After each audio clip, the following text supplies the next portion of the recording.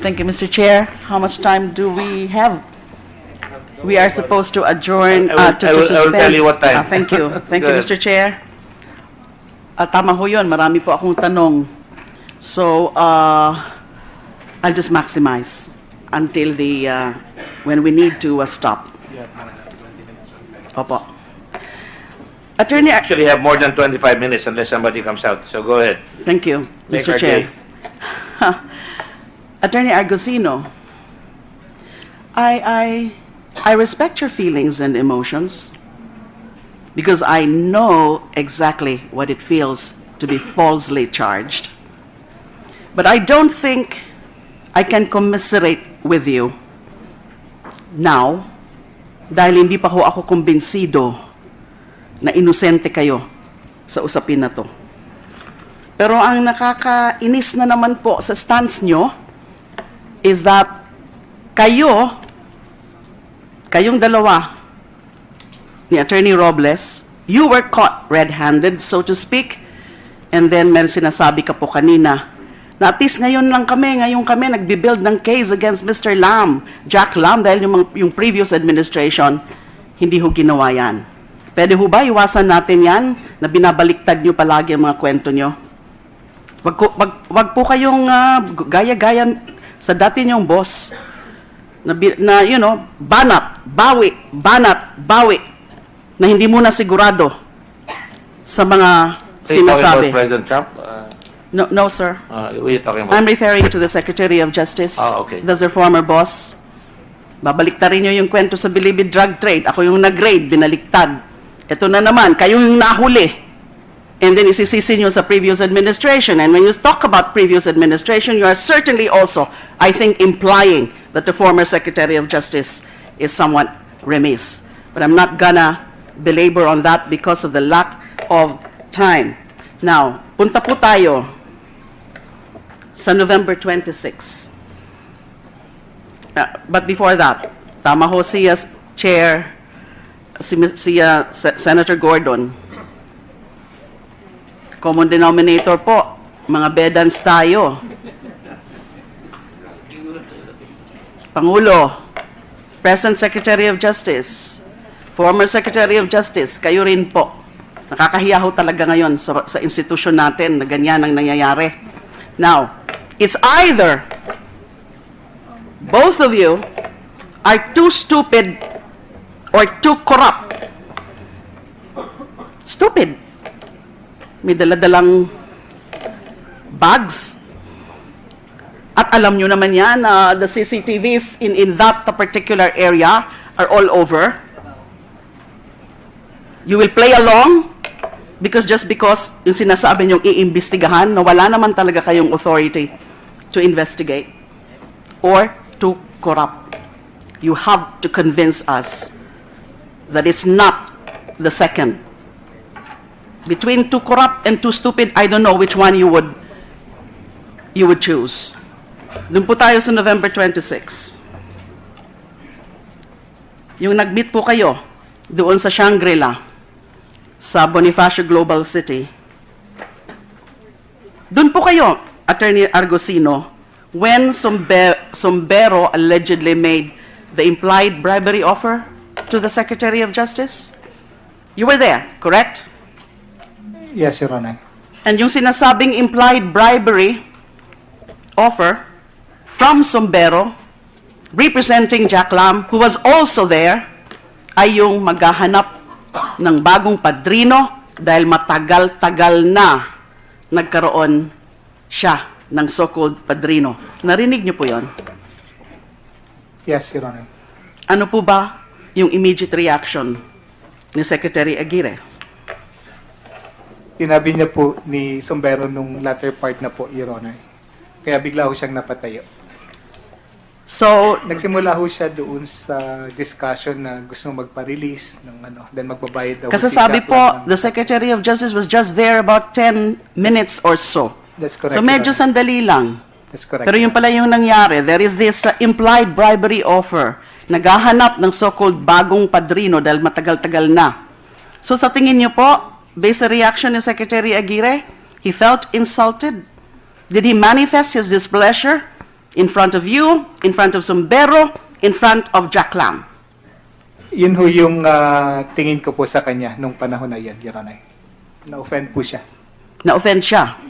Yet, And certainly that was your exact feeling, Secretary Aguirre, correct? You felt insulted. Yes, Mr. Chair. I know where the conversation is going, so this is against my principle, so I stood up. Sabi ko sa kanilang ganyan, wala tayong pinag-usapan. As a matter of fact, before I left, I said very clearly, do not corrupt my people. Narinig po nila yan. If you want to continue this conversation, narinig po ng lahat yan. Narinig po nila yan. Narinig po nila lahat yan.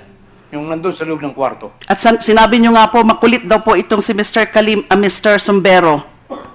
Totoo ba yun? Sinundan pa kayo sa elevator? Hanggang paglabas po ng function room, sinundan po kami sa elevator. The ground floor was teeming with bedans. At hanggang hindi kami nakakating ng elevator, ay paulit-ulit po niyang sinasabi na pumayag na akong magninong bilang Secretary of Justice. Kasi matagal-tagal na raw walang ninong si Jack Lam, siguro. Because at that time, we were only 4 months in the office. So siguro yung kanyang 4 months matagal-tagal na. Meron na naman ho ba kayong ini-imply niyan? Ingat po kayo dyan. But I will not gonna ask you that because of lack of time. Maybe next time. Ganon kayo binabaliktad nyo palagi Hindi po. Kasi yun ang sabi sa akin, matagal na. Matagal-tagal na. Oh, matagal-tagal na, 4 months. Matagal-tagal na. Before it blossoms into something else that we do not want, I would suggest that the gentle lady, who is a dear friend of mine, make haste, Thank you. Thank you. Kung ganun ho, na nainsulto kayo, dahil alam nyo nga ho na may pararating, o iba ang, na merong pararatingan yung usapin na yon na naghahanap ng bagong padrino, allegedly, ay bakit ho nagbilin kayo kay Attorney Argusino na bahala ka na dyan? Alam po ninyo, sa totoo lang, hindi ko matandaan na ako'y nagsalita ng ganon. Pero, kung ako man ay nagsalita ng ganon, yung po'y ordinary po sa ating mga Pilipino. Halimbawa, nag-usap-usap tayo sa isang meeting. Ilan lang tayo. Tapos, meron tayong gustong gawin. Hindi naman natin nakuha. Ulis ako.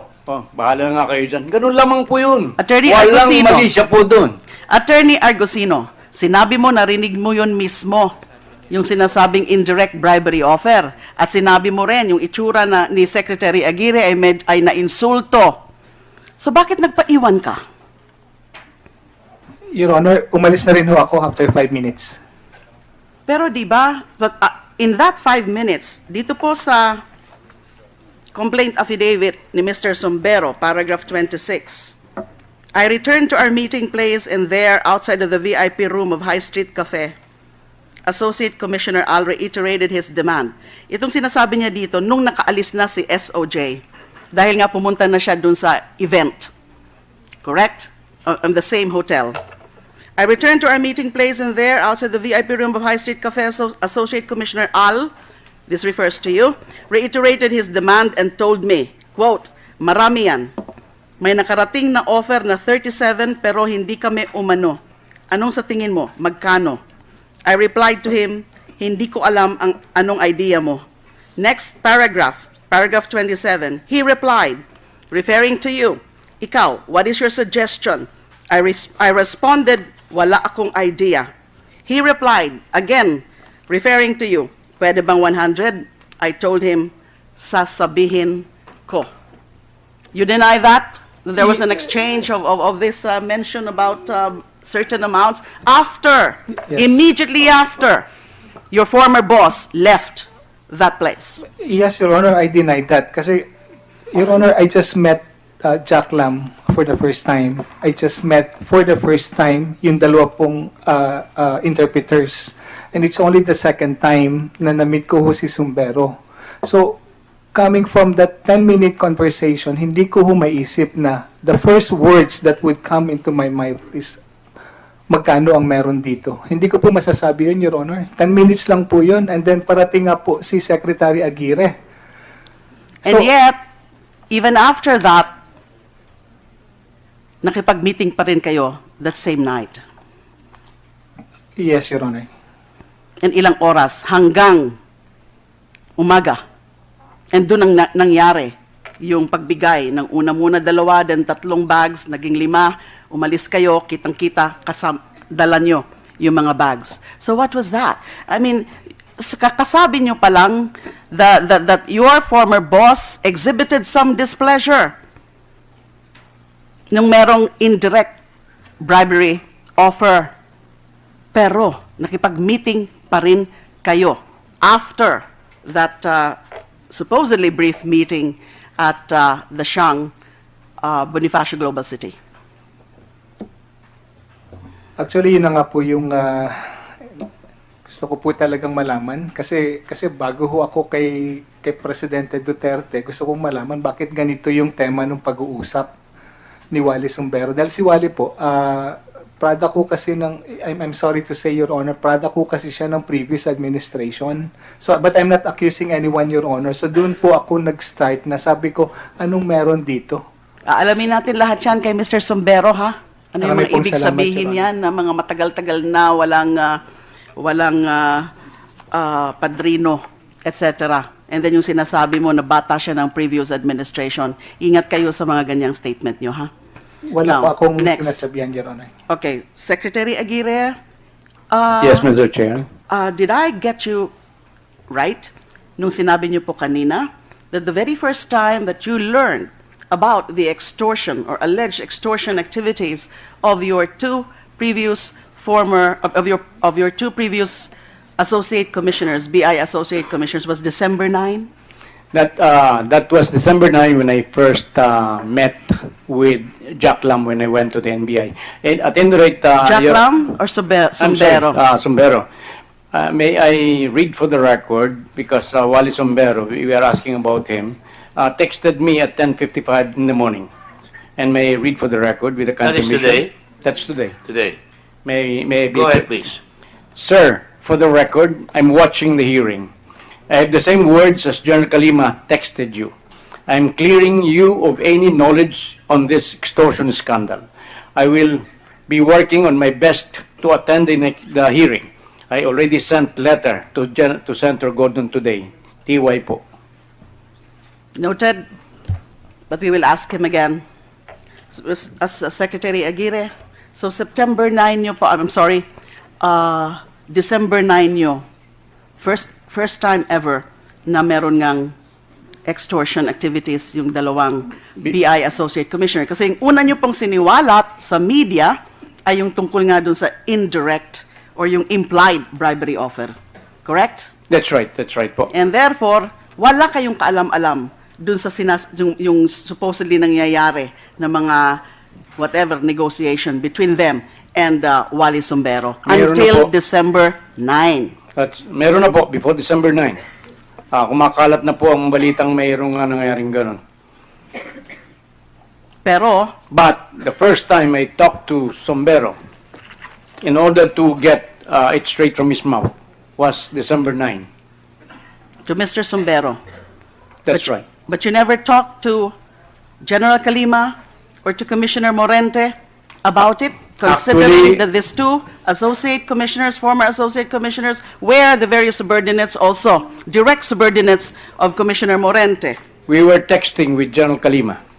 As a matter of fact, General Kalima has the record of our texts. He wanted to meet me, explain to me, because he said that I've been receiving so many unverified accusations against him. I said, yes, I'm going to meet you. But unfortunately, events overtook us, and so I was not able, unfortunately, to meet with General Kalima.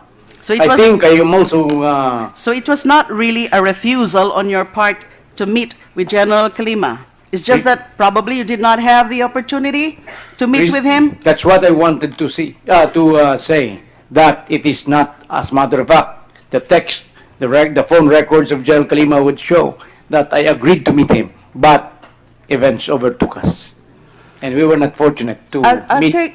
Yes, before I pursue that line of questioning, I'll take the opportunity to take advantage of the presence of Mr. Mon Tulfo. December 8 was the supposed grant of the protective custody to Mr. Sombero. There was a request, of course through you, that Mr. Sombero be placed under NBI's protective custody.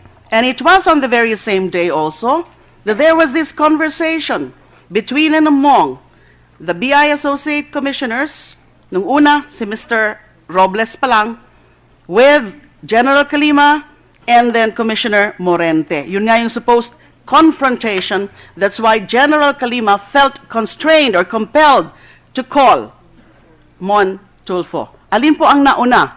Yung pag-surrender o yung pagpunta sa NBI to be placed under preventive custody o yung pag-usap niyo po via speakerphone? Even before I turned over Wally Sombero to the NBI, I had a talk with him, a brief talk with him at my office. And then when he was already at the... When was this, sir? When was this? in the afternoon, I do not recall the date now, the exact date. But that was before December 8. yes, A few days before December 8? One or 2 days? I cannot recall the date. I'm sorry. But I did. I had a conversation with him before I turned him over to the NBI for protective custody, and then after he arrived at the NBI headquarters, I had another talk with him, and then I remember calling General Calima to verify Sombero's statement about the extortion. That was also before December 8? I don't recall the. You also don't date. recall. But it has to be before December 8 or on December 8 itself. It cannot be after December 8, correct? I do not recall the exact date. I'm sorry. I don't remember dates, but I remember what I did.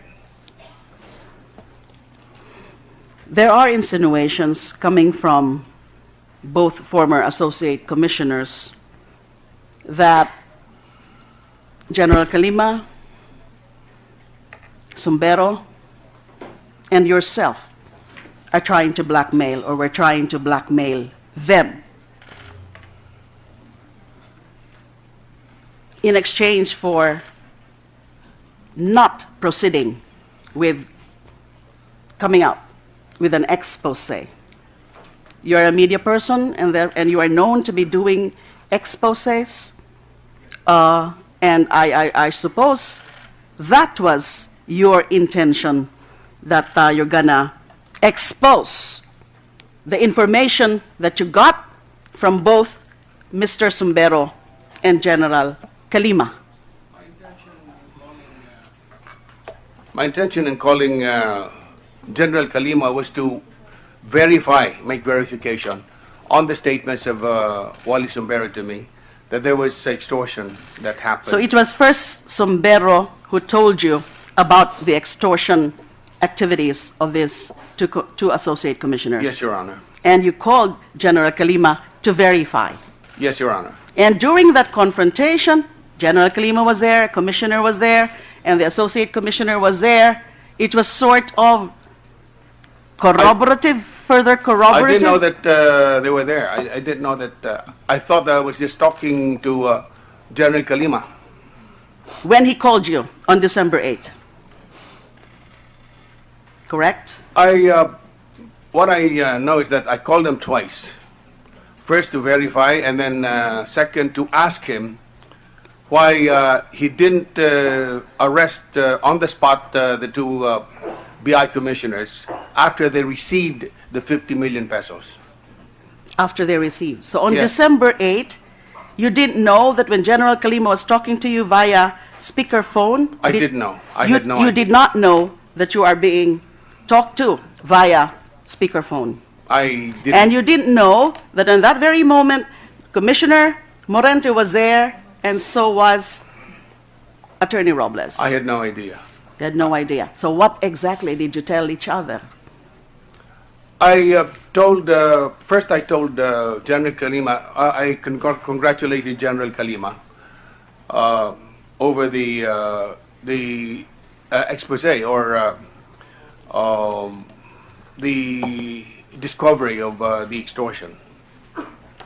And the second conversation to, We're still talking about December 8th, Mr. Tulfo. I cannot recall the exact date, Your Honor. But I remember calling General Kalima on the same date.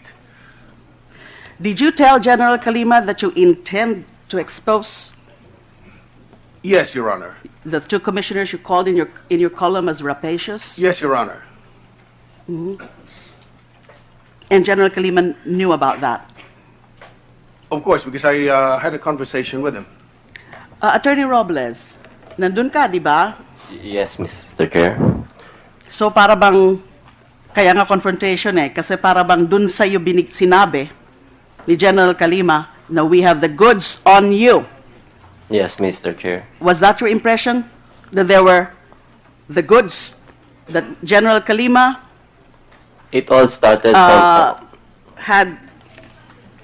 had the goods on you? Ang message po talaga na pinaparating in totality is that they can expose us because of they knew of the videos and the recordings, and it started on December Videos 1. and recordings. So obviously you're referring to two matters. Videos, I think, would refer to the CCTV footages. Yes, Mr. Chair. And it cannot be within the contemplation or the purview of the anti-wiretapping law. Yes, Mr. You also Chair. mentioned recordings. Yes, Mr. Chair. So merong recordings. Yes. Sabi daw ni General Kalima. Yes po. Although General Kalima is telling us that style lang yon. Yes po. Natural po. Yun ang sasabihin Totoo sa ba yung violation. sinasabi ni General Kalima sa kanyang complaint affidavit filed with the Office of the Ombudsman na nung ganun na, nung nalaman mo na kasama na pala sa picture si Mr. Montulfo because he intended to expose both of you, both you and Attorney Argusino, ay naglupasay ka daw? Well, Halos maiyak-iyak? And then you even uttered something to the effect na sira na ang karir ko. Would you confirm that? Before I answer that, I would like to state first, Mr. Chair, that I'm not ascribing any aspersion against Mr. Montulfo. What I was saying is that General Kalima talked with Montulfo over the speakerphone, and yun nga ako pinipresent that ang balita na nakarating kay Mr. Montulfo was that nang extort kami ng pera from Jack Lam. Now, with respect to the Your reaction. I need to know your reaction. Yes, ayun po ang narinig ko.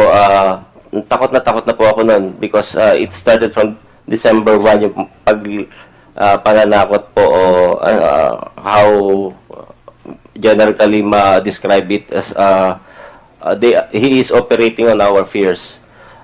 Noong December 8 po, yun na nga po, iniharap niya. Sabi nga po nakausap niya si General Sombero, and pinapakita niya how easily he can contact Sombero. And then nakausap din niya po si Mr. Montulfo na ang message po is, we will be exposed for extorting money from Jack Lam, whom I do not know. Si Sombero po, hindi ko rin naman na-meet. I went to the City of Dreams without thinking that there will be that kind of transaction, ma'am. So, hindi pa naman po ako naakusahan ng ganito ever in my life. So you confirmed that reaction from you na talagang akala mo gumuho na yung mundo sa iyo? Kasi po, ang lalaking tao po nito nasa likod. I confirm that I could have said, but I could not remember the exact words that I uttered. Pero ang nakikita ko po is, kaya nga po ako na dun sa office ni Comorentes to help. I'm asking for his help para itong lista niya sabihin, bakit ginaganito ako? I do not know anything about this. Mr. Chair, I'm being asked to wrap up, but just my last point for now. I hope the Chair understands that I still have a Start with seat. 2:55, we will finish. So that there will be 5 minutes for the rest to keep up. Okay. Now, yung NBI po, you were asked to investigate by the SOJ, to investigate the alleged extortion activities when he discovered or learned about it last December 9. That's right, ma'am. So when exactly did you start your investigation? Cannot remember the date, ma'am. And then, You must remember. You're an NBI director, you must remember when you started the investigation. Your Honors. Go ahead, please. We started the investigating this case when we received a department order coming from the Secretary of What date, please? Justice, December 7.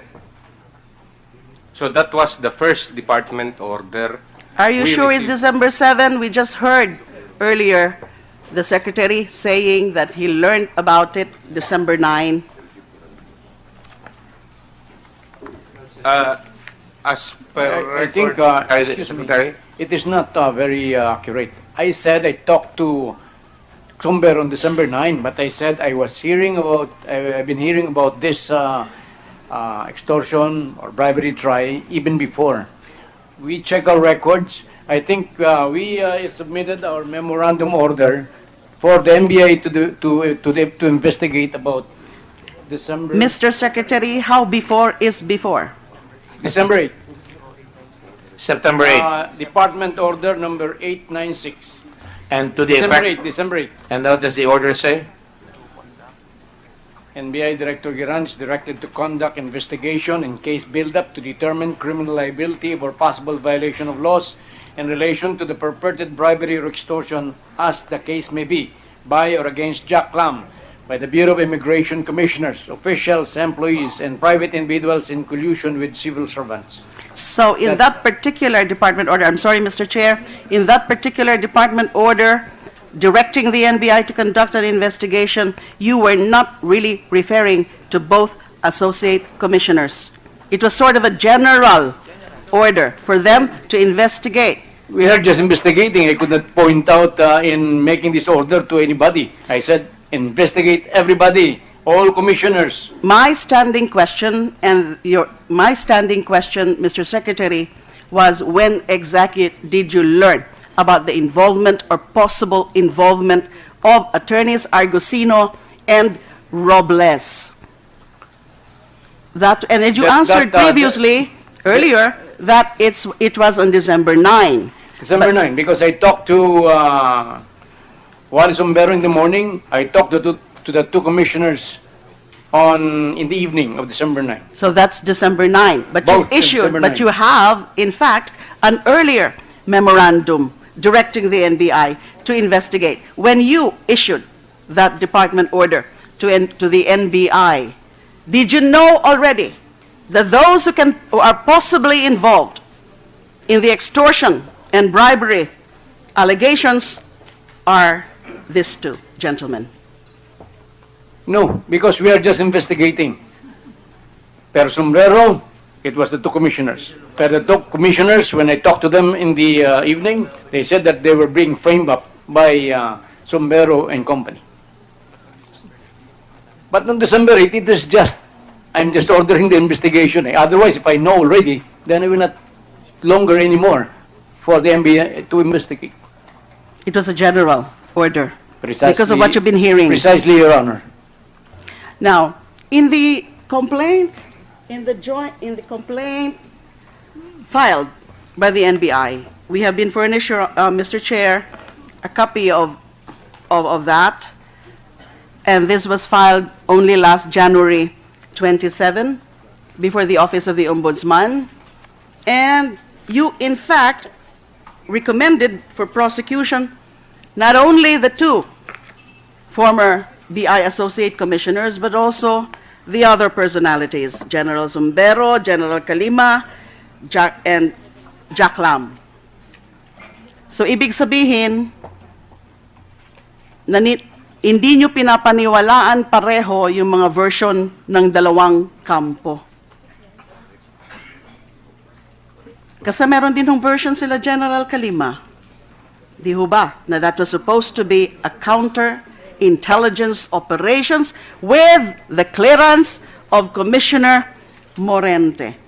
Unlike yung sinasabing efforts naman ni Attorney Argusino and Attorney Robles on their own to investigate, that was never cleared with anyone, let alone Secretary Aguirre. So ganun ho bang ibig sabihin nito? When you recommended for prosecution everyone, Argusino, Robles, Sumbero, Kalima, Jack Lam, maski yung version nila General Kalima, ay hindi nyo pinapaniwalaan na di umano ay counter-intel operations ang I'm sorry, ginagawa. this will be the last question and we have to adjourn. Ma'am, we were under you before as our Secretary of Justice. You know how the NBA operates. And there are reports from the media, from the grapevine, and others. But what is important to us is not basically the report from the grapevine, from whichever the report comes, but basically we deal primarily on pieces of evidence. Pieces of evidence, correct. Yes, ma'am. And based on the pieces of evidence, it's your conclusion that there is probable cause to charge all of them because they're all in conspiracy. There was direct bribery, there was extortion. Definitely all these are also violations of the Anti-Graft, Corrupt and Practices Act. You summarizes everything, ma'am. I'm sorry, Thank you, I Your will Honor. assure the lady that the next hearing she will get the priority to continue her questions. Thank you. We will have our next hearing. Thank you. On the 9th. We'd like to finish this on the 9th February. Let all be under notice. We'd like to thank everybody for coming here today, senators as well as the witnesses, as well as the resource persons. Let it be a record also that we just got the NBI letter today at about 1:15. So we're getting it late. So the chair would like to admonish everybody that when we request for something, a document, please give it to us at least 2 or 3 days before the hearing so we can adequately prepare for it. PAGCOR, you have still to submit certain things. Same with the Commissioner of Immigration and many others. In the meantime, we'd like to thank you all, and this session is suspended until the 9th of February at 10 o'clock. Thank you all very much, and mabuhay ang Pilipinas.